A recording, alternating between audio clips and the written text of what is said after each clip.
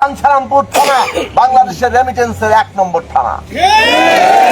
বিদেশে যারা যায় তারা যাতে ওখানে সম্মানের সাথে থাকতে পারে, তাদের যাতে কোনো হয়রানি না হয় প্রবাসীরা, এবং তাদেরকে এমন ভাবে দক্ষ করে তোলা যাতে করে ওইখানে গিয়ে তারা বাংলাদেশের মান মর্যাদা বড় করতে পারে, নিজেরা আরো বেশি করে আয় করতে পারে, দেশকে তারা আরো বেশি করে উন্নত করতে পারে। এই যে অবস্থা, এই অবস্থাগুলো আমাদের তৈরি করতে হবে। সেই তৈরি করার কাজটা এই 31 দফার মধ্যে আছে। আরো পরিষ্কার করে নিশ্চয়ই আমরা ইস্তেহারের মধ্যে আনতে পারবো, দলীয় ইস্তেহার, যৌথ ইস্তেহার, এবং তার মধ্য দিয়ে আগামী দিনে বাংলাদেশে সেই দিক নিতে হবে বা সেই বিষয়গুলো বাস্তবায়িত হবে। বাঞ্ছারামপুরকে আমরা বাংলাদেশের একটা রোল মডেলের জায়গায় নিতে চাই। এইটা যদি আপনারা সম্মিলিত ভাবে একসাথে হয়ে চেষ্টা করেন, অবশ্যই আমরা সেটা পারবো।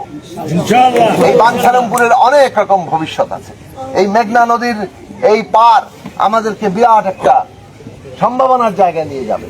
এইখানে যদি ব্রিজ হয় আমরা অতি দ্রুত কানেক্টেড হতে পারবো। আমাদের এখানে শিক্ষা, স্বাস্থ্য, কর্মসংস্থান, খেলাধুলা, আমরা সমস্ত দিক থেকে বাংলাদেশে যাতে প্রথম সারিতে চলে আসতে পারি, সেই সমস্ত কাজগুলো আরো সুনির্দিষ্ট করে আমরা সামনের দিনে বলতে পারবো। আজকে আর বিস্তারিত না করি, আপনারা ঐক্যবদ্ধভাবে আগামী দিনের বাংলাদেশের অগ্রযাত্রাটাকে আরো বাড়িয়ে তুলবেন, ত্বরান্বিত করবেন, সেই আশা নিয়ে আপনাদের সামনে দাঁড়িয়েছি। সেই আশা রেখে আপনাদের সামনে থেকে বিদায় নিচ্ছি। আজকে আমরা 13টি ইউনিয়নেই আমরা এইভাবে একসাথে হয়ে 22 তারিখ থেকে আমরা প্রচারণা শুরু করব। আপনারা ইতিমধ্যে শুনেছেন যে 22 তারিখে বিএনপি চেয়ারম্যান টাউনবাড়ি আসছেন।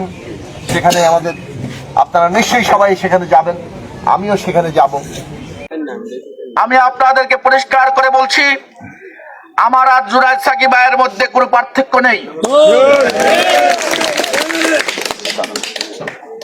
আমি এবং জুনায়েদ সাকিব ভাই এক।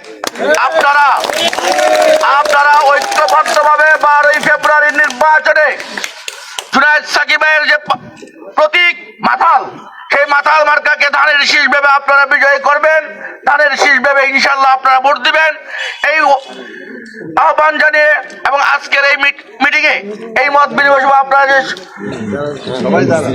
আজকের এই মিটিংয়ে যে আপনারা অংশগ্রহণ করেছেন, আমি বাঞ্ছারামপুর উপজেলা বিএনপি সকল অঙ্গ সংগঠন এবং বর্তমান ইউনিয়ন বিএনপি সকল অঙ্গ সংগঠনের পক্ষ থেকে আপনাদেরকে অভিনন্দন জানাচ্ছি ও কৃতজ্ঞতা জানাচ্ছি।